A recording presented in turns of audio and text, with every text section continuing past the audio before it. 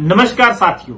यूं तो युवा किसी भी देश, प्रदेश और व्यवस्था की रीढ़ की हड्डी माने जाते हैं और हर एक सरकार और व्यवस्था की सबसे पहली जिम्मेवारी, दायित्व कानूनी और नैतिक उस प्रदेश के या देश के युवाओं को बेहतर भविष्य, रोजगार और शिक्षा देना होता है। हरियाणा प्रदेश की गठबंधन सरकार भी हरियाणा प्रदेश के युवाओं को रोजगार देने के मामले में अपनी पीठ थपथपाने से पीछे हटती नहीं।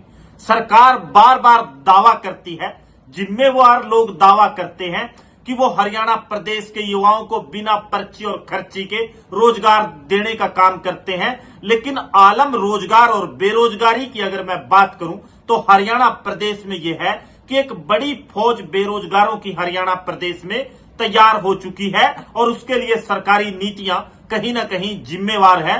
और तुगलकी फरमान, वो फरमान जो बिना सोचे समझे हरियाणा प्रदेश की सरकार जारी करती है, प्रदेश के युवाओं के बिगड़ते भविष्य के लिए जिम्मेवार है। और हाल फिलहाल में भी हरियाणा प्रदेश की सरकार का एक ऐसा फरमान सामने आया जिसने एक नया कीर्तिमान हरियाणा प्रदेश में स्थापित करने का काम किया। यूं तो हरियाणा प्रदेश की जो गठबंधन सरकार है उसने एक और कीर्तिमान अपने कार्यकाल में स्थापित किया, क्योंकि इस सरकार के कार्यकाल में 28 बार पेपर लीक का रिकॉर्ड इस सरकार के नाम दर्ज है, जो बिना पर्ची और खर्ची की बात करती है। अगर पेपर लीक हो जाते हैं तो आप सीधे तौर पर यह नहीं कह सकते कि रोजगार में पारदर्शिता है या ईमानदारी से लोगों को रोजगार मिला है, जो सीधे तौर पर कलंक व्यवस्था और सरकार के नाम पर 28 बार पेपर लीक होना भी मैं मानता हूं, हरियाणा प्रदेश की आवाम मानती है और बेरोजगार युवा इस प्रदेश का जो रोजगार का इंतजार कर रहा है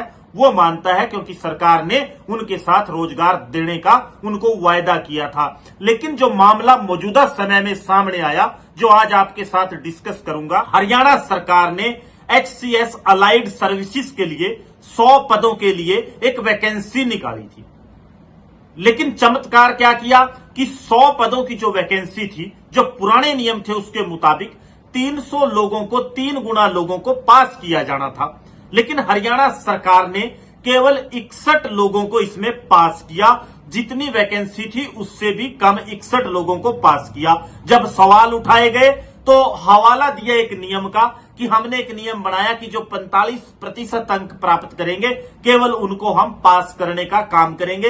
ये तुगलकी एक तरीके से फरमान है। जो वैकेंसी रहेगी क्या उनमें ठेके पे हरियाणा सरकार लगाएगी? इसका जवाब हरियाणा सरकार को देना है। हरियाणा सरकार का जबकि कहना केवल इतना है कि उन्होंने 45% का जो रखा था मामला, जो उनको पास मार्क रखे थे, न कि जो पुराना नियम था जिसमें जितनी वैकेंसीज थी उसके 3 गुना लोगों को कट ऑफ लिस्ट के हिसाब से पास करना था, उसको बदल दिया। जब सवाल पूछा गया ये सामने आया।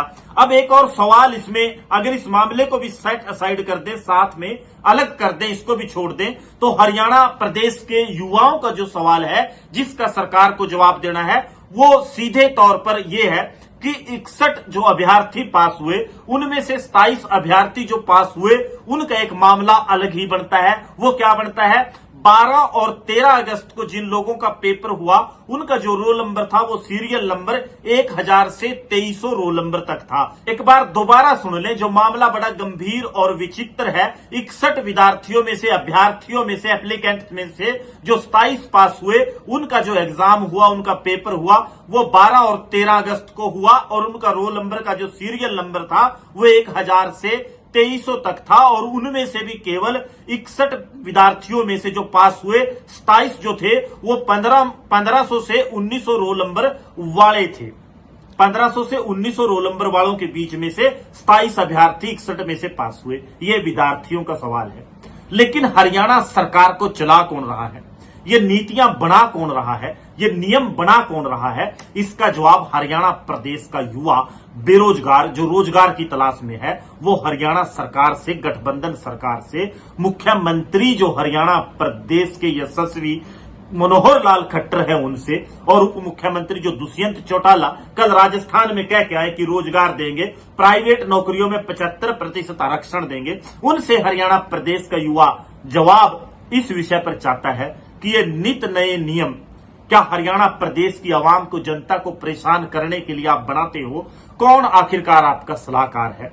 क्या हरियाणा प्रदेश में युवाओं की, जो बेरोजगारों की एक बड़ी फौज आपने खड़ी करने का काम किया, वो सरकार का दायित्व नहीं, जिम्मेवारी नहीं उनको रोजगार देना? आज हालात हरियाणा प्रदेश के, मैं कहने से हिचकिचाऊंगा नहीं कि ऐसे हालात है, अगर जो विदेशी कंट्रीज हैं, उनकी एम्बेसीज है, वो हरियाणा प्रदेश के युवाओं को उनके देश में मजदूरी दिहाड़ी करने के लिए अनुमति दे दें, तो शायद इस देश में, इस प्रदेश में युवा बचेगा नहीं। हरियाणा प्रदेश का हर एक युवा विदेश जाना चाहता है, लेकिन उन एम्बेसीज के, उन विदेशी देशों के जो नियम है उसके कारण जा नहीं पाता, और कारण केवल एक कि यहां रोजगार उचित और व्यवस्थित प्रकार से और काबिलियत के हिसाब से मिलता नहीं, और मजबूरी में 2 जून की रोटी के लिए हरियाणा प्रदेश के युवाओं को विदेश में दिहाड़ी मजदूरी करने के लिए जाना पड़ता है। सरकार जी, जवाब दो हरियाणा प्रदेश के बेरोजगारों को, जवाब दो हरियाणा प्रदेश के युवाओं को।